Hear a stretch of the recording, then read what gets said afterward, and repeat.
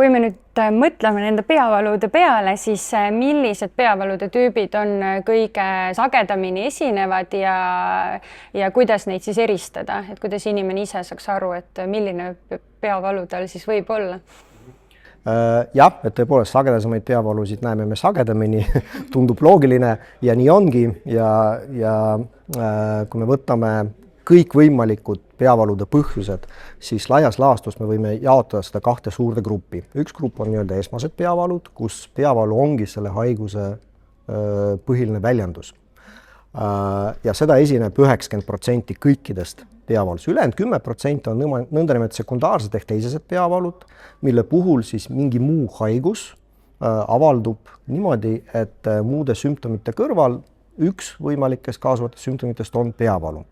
Nüüd, kuidas neid eristada, kuna valu on subjektiivne nähtus, iga inimese enda valu saab tunda ainult tema ise, keegi teine tema valu ei tunne, aga selleks, et tervishoiuspetsialist, arst saaks aru, missugune peavalu patsienti vaevab, siis me võtame anamneesi, ehk siis me küsitleme patsiendi, üritades kätte saada seda informatsiooni, mis kirjeldab kõike seda, mis peavalu hoogudega patsiendil kaasas käib.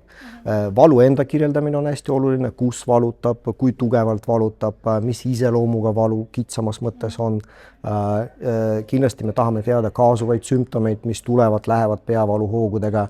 Me tahame teada, kuidas inimene on proovinud ise ennast aidata, et mis on olnud need võtted või ravid, mida inimene on ise katsetanud ja mis tulemusega. Ja osade nende ravi tulemuste alusel me saame kinnitust ka teatud diagnoosidele. Aga täname teid, doktor, nende huvitavate mõtete ja kasulike nõuannete eest. Aitäh! Aitäh!